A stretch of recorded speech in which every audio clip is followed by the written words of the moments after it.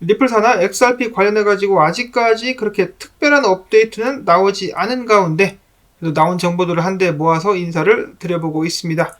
첫 번째로는 SEC가 항소를 하느냐 마느냐를 두고 다시 한번 초점이 모아지고 있는 가운데 디튼 변호사 이렇게 이야기를 했습니다.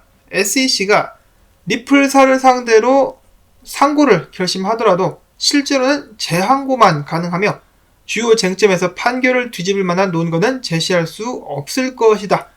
여기서 재항고란 불복할 수 없는 재판 결과라도 예외적 사유가 인정돼서 대법원에 항고를 하는 것인데요. SEC는 이번 재판 내내 리플랩스와 XRP가 공동기업이라고 주장을 했었으나 그 과정에서 3번이나 주장과 근거를 뒤집었었다. 사건 담당 판사가 이번 결정을 뒤집을 만한 또 다른 주장이나 근거를 받아들일 가능성은 매우 낮다라고 이야기를 했습니다. SEC의 주장은 매우 단정적이고 모순적이라는 점을 인지를 해야 할 것이다라고 이야기를 한 것인데요. 저 같은 경우도 그렇고 많은 사람들이 이미 알고 있다시피 항소 자체에 대한 위협은 별로 없는 것 같습니다. 다만 그것을 이슈거리로 삼을 수는 있겠는데 SEC조차도 스스로가 항소할 수도 있다는 뉘앙스를 풍긴 것이 아니라 다름 아닌 도건 때문에 도건 측의 주장을 무마시키려다가 그런 발언을 하게 된 것이죠. 테라폼 랩스 측에서 도건 쪽 변호사가 뭐라고 했습니까? 리플 사건의 판결을 인용하면서 SEC가 제기한 테라폼 랩스와 권도영에 대한 소송이 기각되어야 된다고 주장을 한 것인데요. 남이 열심히 밥을 차려놓으니까 같은 식구나 손님도 아닌 도적놈들이 슬금슬금 다가와가지고 숟가락을 얹으려고 하고 있었습니다.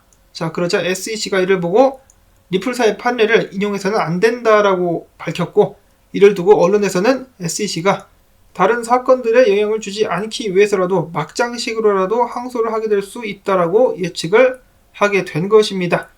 물론 SEC가 진즉에 항소를 계획하고 있었을 수도 있겠죠. 그렇지만은 여기에 불을 지핀 것은 다름 아닌 도건이다.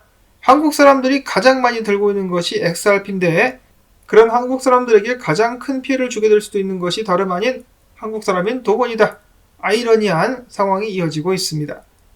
자, 한편 리플사의 최고 법률 책임자 같은 경우는 이야기하기를, 야, 게리 겐슬러 이 새끼 아직도 이거 정신 못 차린 것 같다.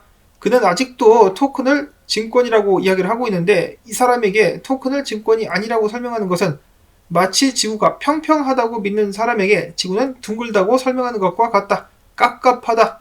증권 규제 당국은 증권에 대해서만 관할권을 가지고 있는데 증권이 없는 곳에서 왜 나대냐. 니들이 설 자리는 없다. 관할권이 없는데 있는 척 하는 것은 정치적 힘겨루기에 불과하다라면서 게리 겐슬러와 SEC를 비난하고 나섰습니다. 자, 그런가 하면은 그동안에 리플사의 편에 서가지고 열심히 보도를 해왔었던 찰스 가스파리노 폭스 비즈니스 수석특파원 같은 경우는 리플사 쪽에서는 해당 판결을 겁나 좋아하고 있는 반면에 그는 놀랍게도 아날리스 토레스 판사의 판결을 비방하고 나섰습니다. 뉴욕 포스트 칼럼을 통해서 그는 이야기하기를 최근 아날리사 토레스 판사가 XRP의 증권성을 놓고 내린 판결은 지난 30년간 봐왔었던 금융 판례 중에 가장 기괴하고 소액 투자자의 법적 보호를 저버린 미친 판례다라고 비방을 하면서 판결문을 해석하게 되면은 소액 투자자들을 위한 공시 의무는 없어지게 되는 것이며 XRP를 매수한 소액 투자자들은 법적 보호를 받을 자격이 없다라고 법원이 인정하는 것과 다름없다라고 이야기를 했습니다. 이 뭔 소리지? 이 판결 나오고 나서 재상장돼가지고 다들 기뻐했는데 무슨 소리를 하는 것인지 제가 잘 이해를 못하는 것인지. 자, 이에 대해서 미국의 변호사인 제임스 머피는 이야기하기를 주식과 암호화폐의 중요한 차이점을 놓친 것은 너다 임마 가스파리노 기자다. 주식과 달리 암호화폐는 발행사나 프로젝트에 대한 어떤 권리도 포함하지 않는다. 단순히 토큰을 매수했다라고 해서 회사의 지분을 취득하는 것이 아닌 것처럼 XRP 등 토큰들도 증권이 아니다라면서 반박을 때렸습니다. 이래저래 아직까지 시끄러운 상황 속에서 안타깝게도 XRP 가격은 크게 오르지 못했습니다. 한꺼번에 91센트까지 올라갔다가 그 후에는 계속해서 비리비리하게 떨어지고 있는 그런 상황인데요. 빈 크립토 같은 경우는 XRP 고래라고 볼 수 있는 1000만 개에서 1억 개를 보유한 고래들 수익권에 접어들자 매도 움직임을 보였다.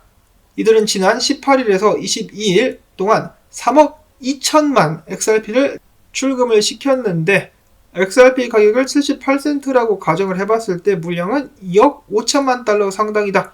만약에 개인 투자자들까지 매도세로 돌아선다라면 XRP 가격은 70센트 선으로 하락할 수 있다라고 이야기를 했는데 69센트까지도 떨어졌었다가 지금 반등을 하려고 하고 있습니다. 암호화폐 분석업체인 센티멘트 같은 경우도 그 전까지 XRP 고래들, 그 중에서도 왕고래라고 볼 수 있는 1억 개 이상을 가진 지갑 숫자가 199개까지 부쩍 늘면서 가격 상승에 대한 기대감을 고조시켰다라고 이야기를 하기도 했었는데요. 앞선 기사와 마찬가지로 경고를 했었습니다. 가격이 지속적으로 상승하지 못하면은 고래들이 XRP를 던질 수 있다라고 이야기를 했는데 지금 그대로 이어지고 있는 것이 아닌가라는 안타까운 생각이 듭니다. 앞서 말씀을 드렸다시피 XRP에 가장 많이 투자를 한 나라는 한국이다. 어제 암호화폐 시간대도 잠깐 소개를 해드렸었는데 가장 많이 물린 코인이 또 XRP라고 합니다. 상승하는 것까지는 좋은데 이 신문이라든지 방송이 나오게 된다. 그러면은 그때부터 상승하던 것도 멈추는 경향이 있죠. 그래가지고 재수가 좀 없습니다. 부디 저희 시청자분들 중에서는 이번에 들어가서 물리신 분은 안 계시기를 바랍니다. 저도 좀 약간 높아심에 그때 조심해야 된다라고 말씀을 드렸었는데 자, 물론 지금부터 다시 오르지 말라는 법은 없습니다. 근데 비트코인을 봐야 되겠죠. 비트코인이 시들시들 하면은 같이 떨어지는 것이고 비트코인이 오르면은 상승할 수 있겠으나 물리신 분들 같은 경우는 다음 상승 혹은 불장을 기다리시면 되겠습니다. 자, 리플사의 사업 같은 경우는 계속해서 잘 나가고 있다라고 하는데요. 최근에 영국이라든지 아일랜드에 리플사가 암호화폐에 관련된 사업을 하는 회사 혹은 이 지불 회사로서 라이센스를 신청한 데 이어가지고 아시아 태평양 지역에서도 그 기세가 무섭다. 특히 싱가포르 같은 경우는 올해 직원 수를 2배로 늘렸다라고 합니다. 다른 암호화폐 회사들 같은 경우는 사람들을 이제 해고를 하고 있는데 리플사는 2배로 늘렸으며 싱가포르의 거래량 같은 경우는 5배로 증가를 했다.